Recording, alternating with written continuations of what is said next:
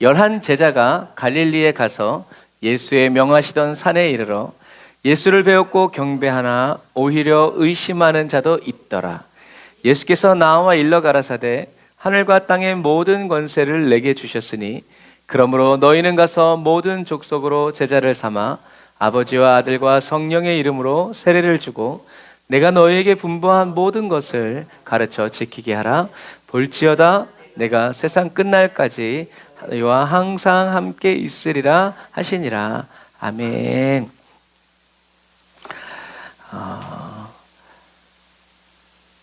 사랑하는 형제자매 그리스도인 여러분,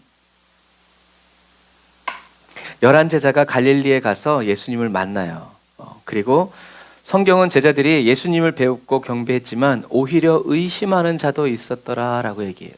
성경은 참 치밀한 게 뭐냐면 의심하는 자도 있었다라는 말은 믿음이 부족했다는 얘기가 아니라 의심할 만큼 어떻게 해요? 실체가 있었다라는 얘기예요. 이게 진짜인 거. 여러분 아무것도 없으면 진짜인지 가짜인지 구분할 게 없죠. 그런데 누가 있어. 근데 예수님이래. 목소리를 들으니까 예수님 같아.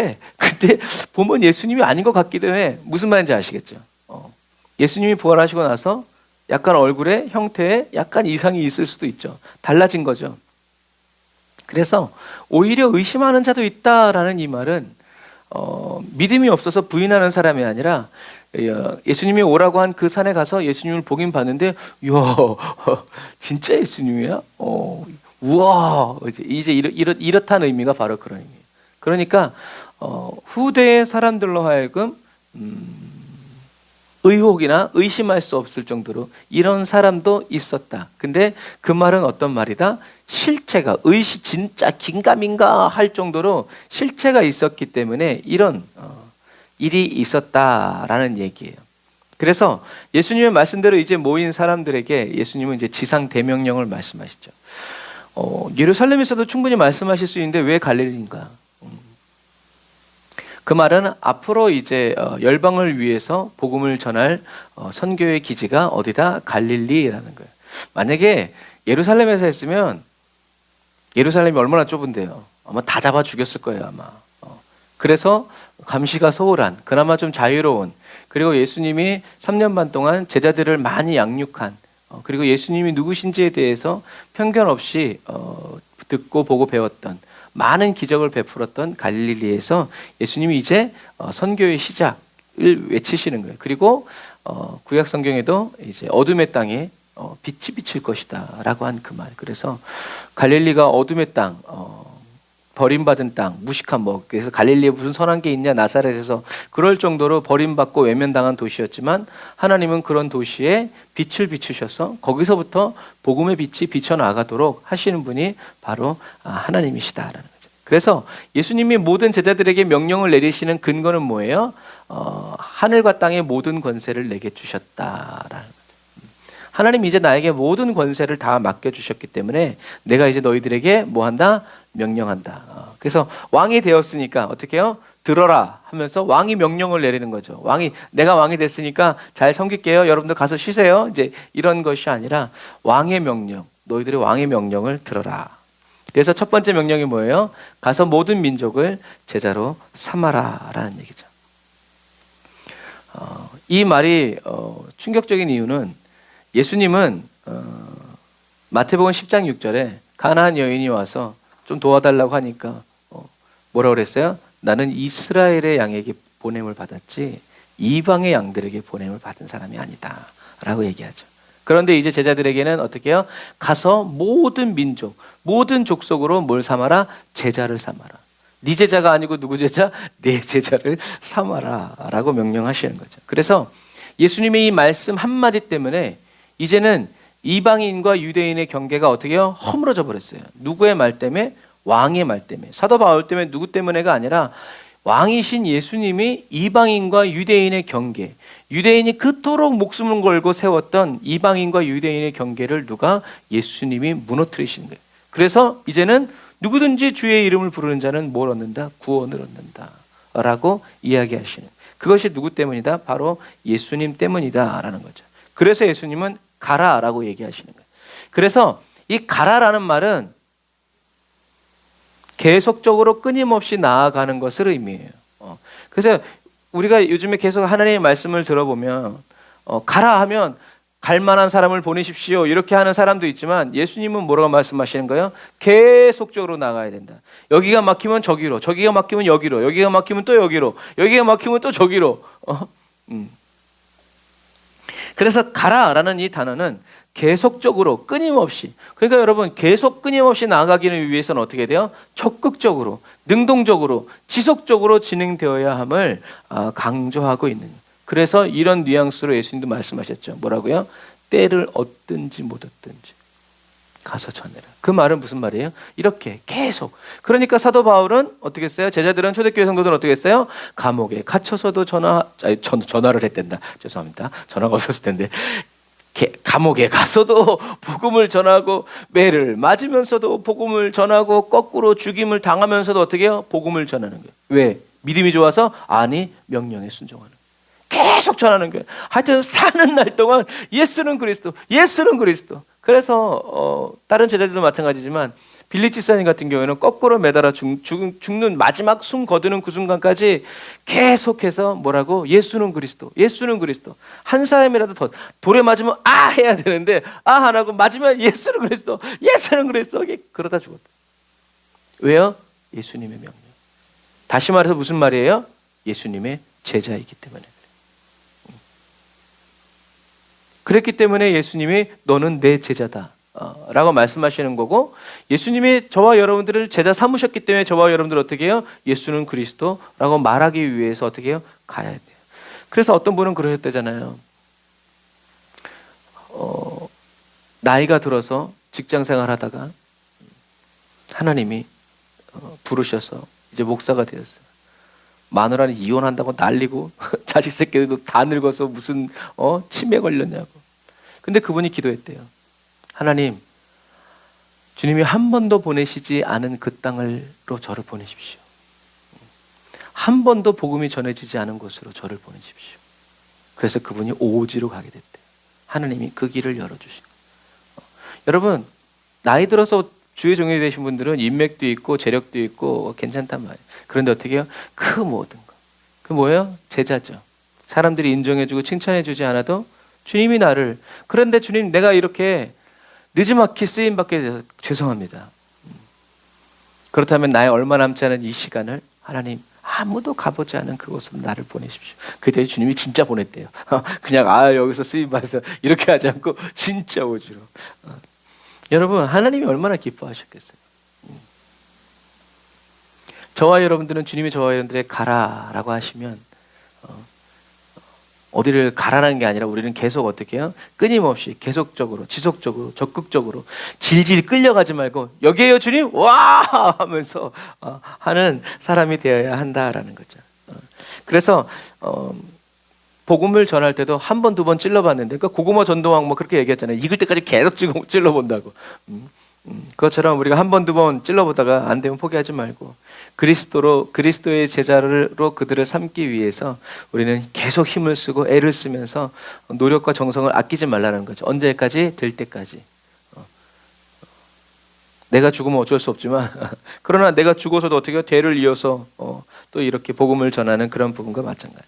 자, 그래서 가라라는 단어, 그 가라라는 단어는 갈 만한 분은 가세요 이것이 아니라 저와 여러분 모두가 어떻게 해요? 계속적으로 끊임없이 나아가야 한다라는 단어라는 것을 의미합니다. 그리고 제자로 삼다라는 말은 가르치고 훈련시키다를 의미하는 단어예요. 그러니까 제자가 된다라는 말은 같은 교회 다니고 같이 밥 먹으러 다니면서 이런 것이 아니라 그냥 말씀 그대로 제자가 된다라는 것은 가르치고 훈련시킨다라는 단어가 있는 거예요. 그래서 어떤 때는 이렇게 목회를 하다 보면 맨날 교회에서 말씀만 가르치고 막 기도 훈련만 시키고 막 그러면 뭐 별 재미없다고 이제 막 그런 사람도 있지만, 사실 교회의 사명은 말씀 가르치고 기도 가르치고 선교를 가르치고 복음을 전하게 하는 그게 교회지. 뭐 학교에 도시락 까먹으러 가는 아이들도 분명히 있지만, 그러나 교회의 사명은 그게 아니라는 거예요.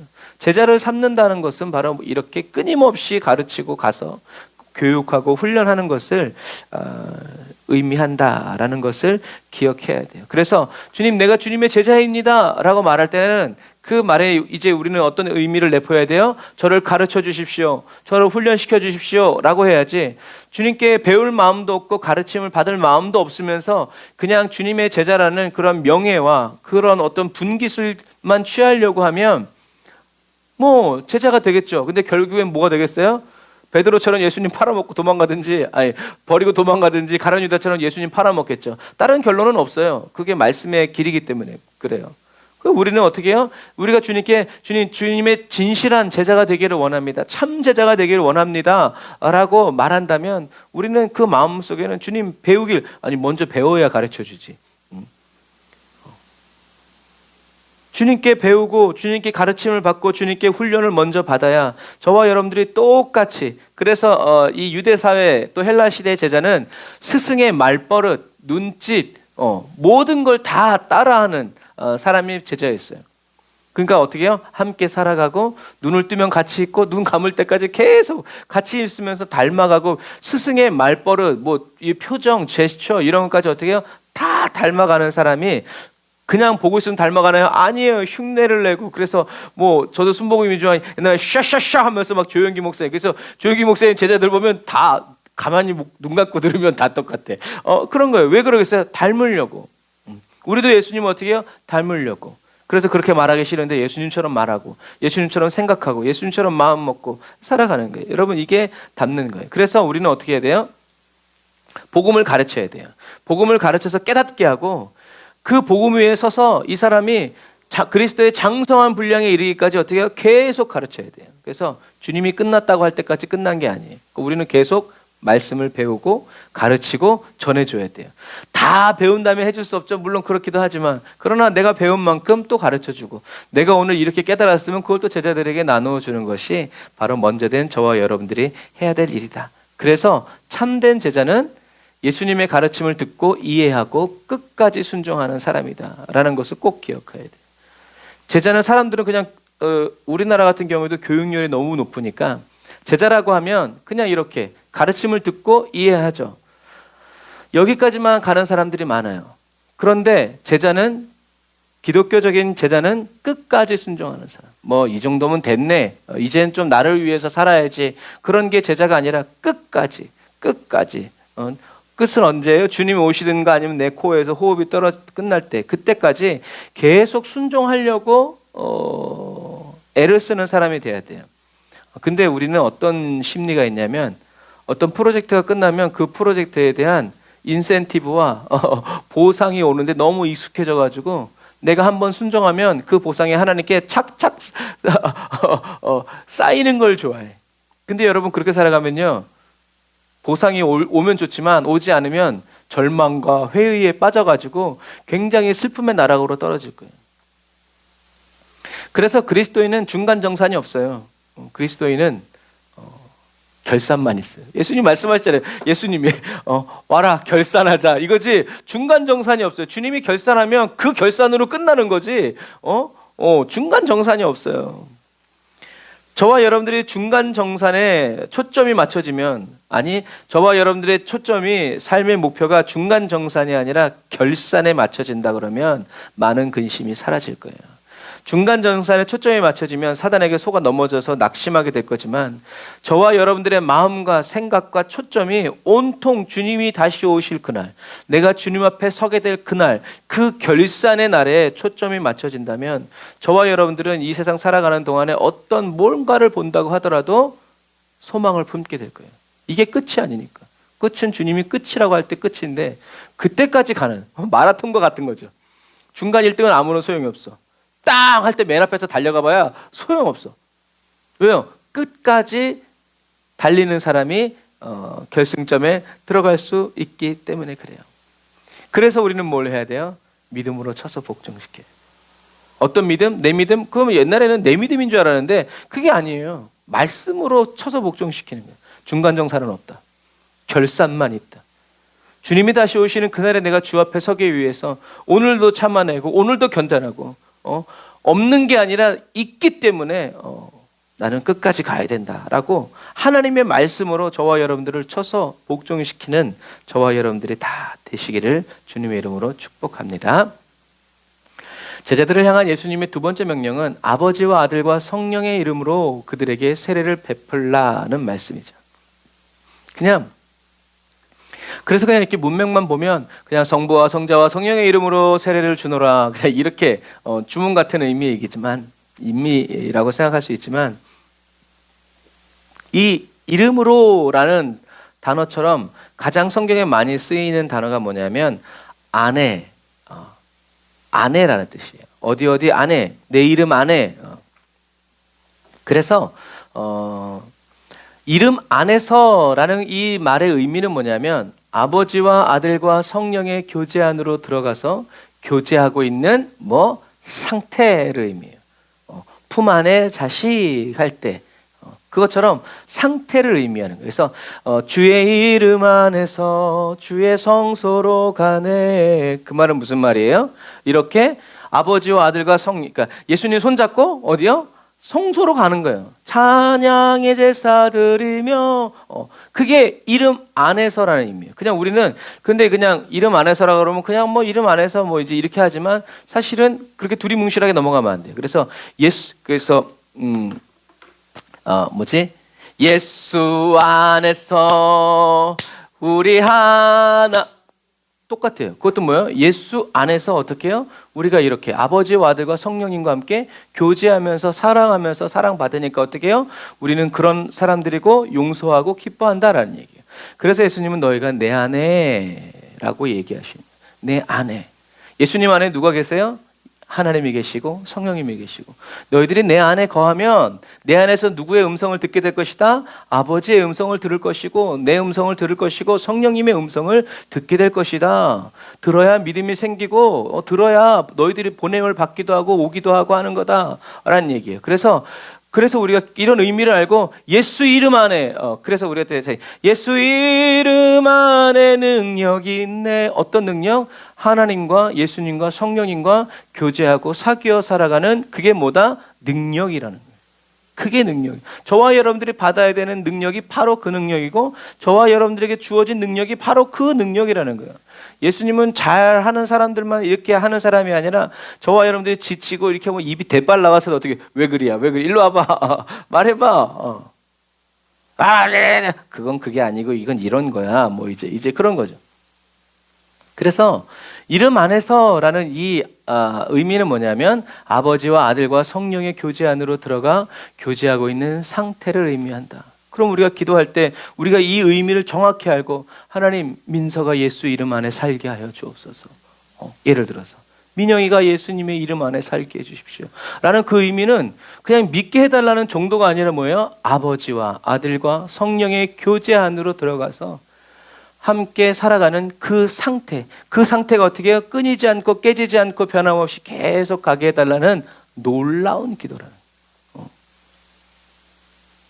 우리가 이렇게 성경에서, 그러니까 예수님의 마지막 명령에 이런 의미들이 담겨있는, 너희들은 해야 된다. 어떻게? 아버지와 아들과 성령의 이름으로 세례를 받게 해줘야 된다. 그래서 저와 여러분들이 하나님 안에서, 예수님 안에서, 성령님 안에서 거하면서 교제하면서 어떻게 해요? 더 알아가는 거예요. 나 이렇게 생각했었는데 주님은 이렇게 말하니까 그렇네. 그러셨구나. 그래서 그런 거구나 하면서 주님과 더 친밀해지죠. 그래서 아버지와 아들과 성령의 이름으로 세례를 받는다는 것은 아버지와 아들과 성령의 이름에 넣어져서 세례를 받는다라는 의미예요. 그러니까 뭐예요? 네가 물속에 들어갈 때 우리도 함께 간다. 우리가 너를 품고 함께 죽고 너를 품고 함께 살아난다 라는 의미가 바로 그러한 의미예요. 그래서 아버지와 아들과 성령의 이름으로 세례를 받는 사람은 무엇을 이제 세례 교육할 때 무엇을 의미하냐면, 나는 하나님 아버지가 창조자고 섭리자로 나는 인정하고 의지한다. 이걸 믿어야, 이렇게 해야 어떻게 해요? 교제가 가능해진다.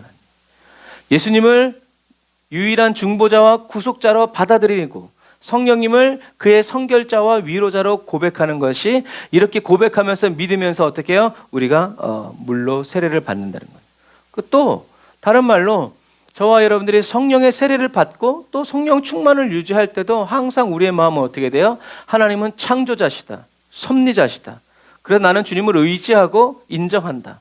예수님을 나의 유일한 중보자와 구속자로 받아들이고 성령님을 나를 깨끗게 하고 나의 위로자라고 고백하며 살아갈 때 저와 여러분들은 예수님과 아버지와 성령님과 함께 교제하면서 살아갈 수 있다라는 것을 여러분들이 꼭 기억하시기를 주님의 이름으로 축복합니다. 그래서 세례는 저와 나의 죄를 회개하고 내가 죄인입니다. 그리고 예수님이 나의 죄를 대신해서 다 갚으셨고 십자가에서 죽으셨습니다. 그리고 나는 예수 그리스도와 이제 하나입니다. 라는 것을 외형적으로 표현하기 위해서 물에 들어가는 거예요. 그런 표시예요. 그러니까 그게 이제 결혼식과도 이제 같은 거죠. 결혼식과도 같은 거. 그냥 결혼해도 살고 안 해도 살지만 결혼해서 사는 것이 뭐예요? 모든 사람들한테 이렇게 공포하는 거죠. 이제 우리는 부부입니다 라고 공포하는 것처럼 세례식 자체에는 아무런 힘도 없고 세례 받는다고 구원 받는 것도 아니고 세례 안 받는다고 구원 안 받는 것도 아니에요. 그런데 이렇게 하나님을 나의 창조자와 섭리자로, 예수님을 나의 중보자와 구속자로, 성령님을 나의 성결자와 위로자라고 고백하는 사람들은 굳이 물 세례 아니더라도 어떻게 해요? 이미 세례를 받은 사람과 같다라는 의미죠. 그런 의미예요. 그래서 뭐 이렇게 세례가 중요치 않다라는 것이 아니라 중요한데, 이 세례를 외적으로 물 세례를 받는 것보다 더 중요한 것이 있는데, 그것이 바로 뭐냐면 성령을 받고 믿음으로 하나님의 자녀가 되어 참된 그리스도인으로 살아가는 것이라는 거죠.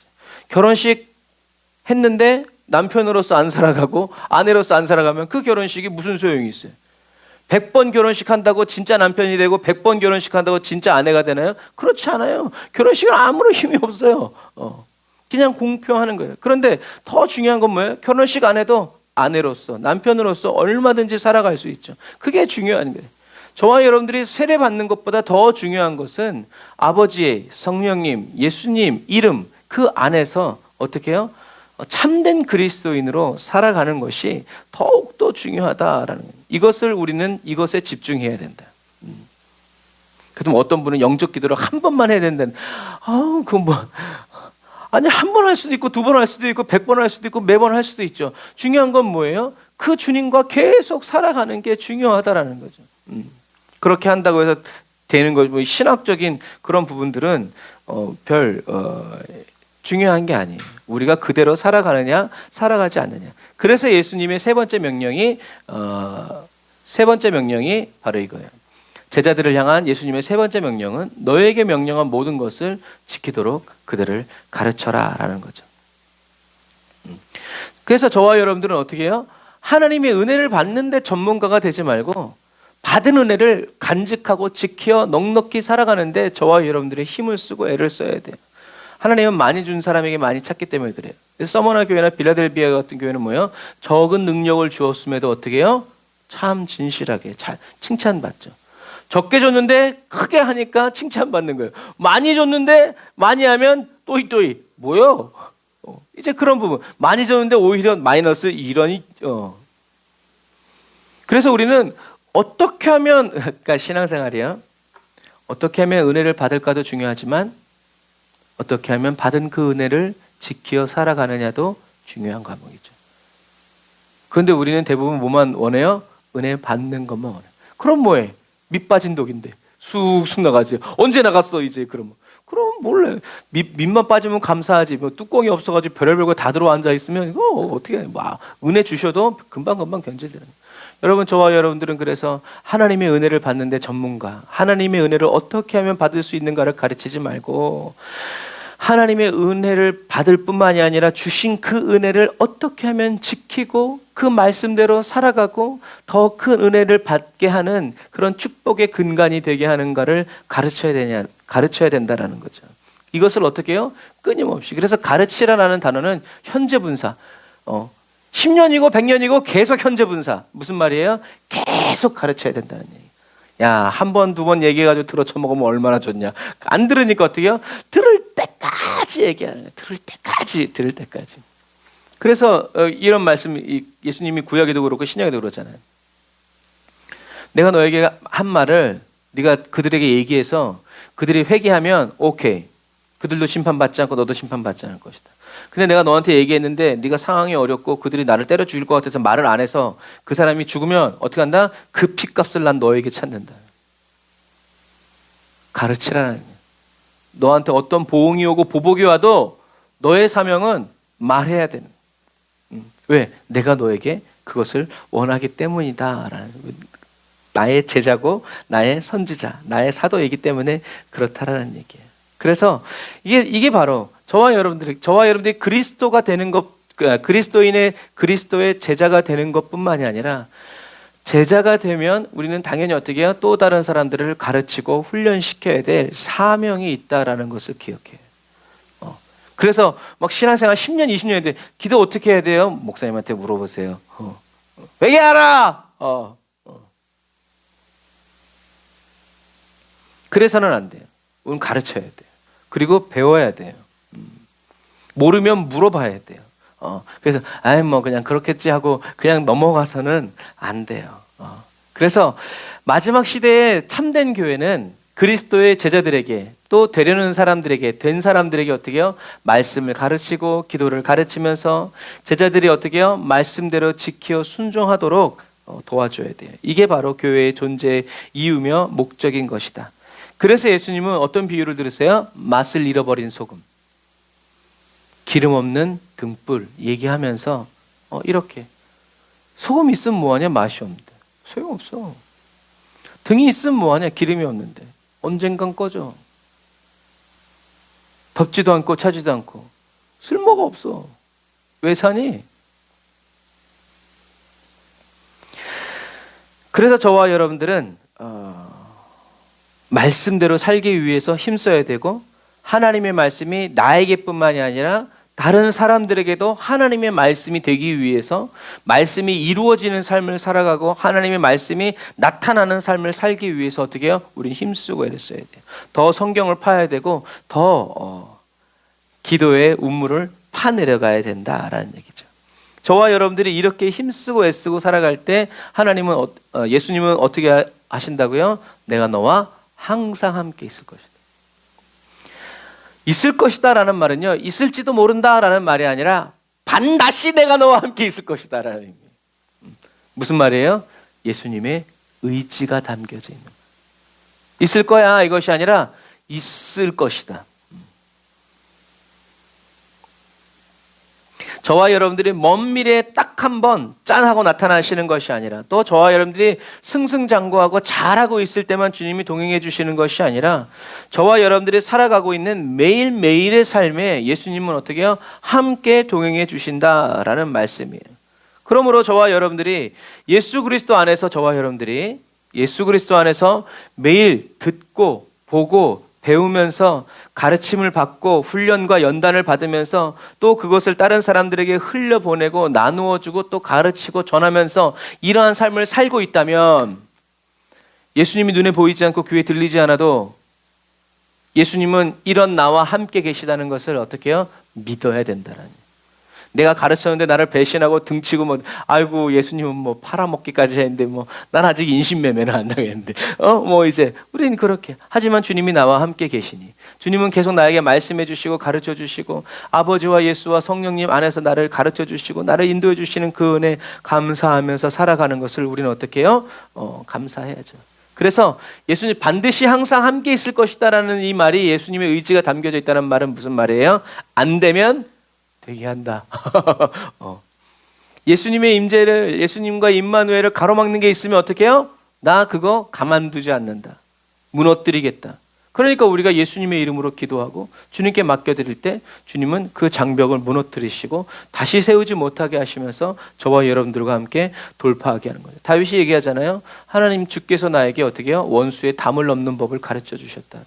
그건 전쟁을 가르쳐 줬다는 말보다는 무슨 말이겠어요? 하나님이 함께 어떤 형편과 환경에서도 하나님과 함께하는, 하나님의 음성을 듣고 하나님의 말씀대로 순종하게 하는 그것을 주님 제게 가르쳐 주셨습니다. 무슨 말이에요? 항상 함께 있게. 교회는 복을 받는 곳이죠. 어떤 복을 받는 곳입니까? 모든 민족을 제자로 삼는 복을 받는 것. 어떤 의미에서 참 우스꽝스러운 얘기죠. 어떻게 모든 민족을 제자로 삼아요? 그런데 저와 여러분들은 어떻게 해요? 제자 삼는 이 복을 받았어요. 그리고 아버지와 아들과 성령의 이름으로 세례를 주고 예수님께서 분부하신 모든 것을 가르쳐 지키게 하는 복을 받았죠. 그리고 예수님과 매일 매 순간을 친밀하게 동행하여 살아가는 복을 받았고, 또 그 복을 나누어 주는 곳이 바로 교회라는 사실을 여러분들이 꼭 기억하시길 바랍니다. 마지막 시대를 살아가는 저와 여러분들에게 이 복이 흘러오고 차고 넘쳐서 흘러가서 저와 여러분들의 심령을 채우고 가정과 가문, 이웃과 한국, 열방에 흘러닿게 하는 저와 여러분들이 다 되시기를 바랍니다. 저와 여러분들의 힘과 능력이 아니라 예수 그리스도의 은혜와 사랑, 그리고 그 임재와 영광으로 마지막 날에 임할 하나님의 큰 영광을 저와 여러분들의 두 눈으로 목도하고, 그리고 그날에 저와 여러분들이 주님 앞에 설 때 저와 여러분들이 복음을 전하고 가르치고 같이 양육했던 모든 사람들이 함께 서서 주님의 높고 위대하심을 찬양하는 그런 은혜가 저와 여러분들에게 넘쳐나시기를 주님의 이름으로 축복합니다. 기도하겠습니다. 아멘. 주님, 부족하고 연약한 저희들을 예수님의 제자로 택하여 불러주시고 아버지와 아들과 성령의 이름으로 세례를 받고 그 이름 안에서 생명을 다한 그 아름다운 사랑을 경험하게 하여 주시고 그 사랑 안에서 살아가게 하여 주심을 찬양합니다. 매일매일 조금씩 더 예수님을 용맹하게 닮아가고 아버지의 말씀으로 조금씩 더 채워지는 삶을 살아가기 원하오니 성령 하나님, 지금 저희들에게 오셔서 주의 법도와 율례를 가르쳐 주시고 좁은 길을 주와 함께 걸으며 밤낮으로 기뻐하는 그리스도인 되게 해주세요. 저희들을 떠나지 아니하시고 버리지 않으시며 미워하지 않으시고 아버지와 아들과 성령의 이름 안에서 살아가게 하여 주시고 무럭무럭 자라가게 하여 주시는 주님을 찬양합니다. 저희들을 기억해 주세요. 밤낮으로 저희들을 사용해 주세요. 주님의 신실한 친구 되게 하여 주세요. 주님, 저희들이 아직 예수님을 믿지 않는 사람들에게, 또 믿고 있는 사람들에게 예수님의 새로운 면을, 또 그 신실함을 날마다 자랑할 수 있는 아버지와 아들과 성령의 그 이름 안에서 거하여 살아가는 그리스도인 되게 해주세요. 예수님의 이름으로 기도드립니다.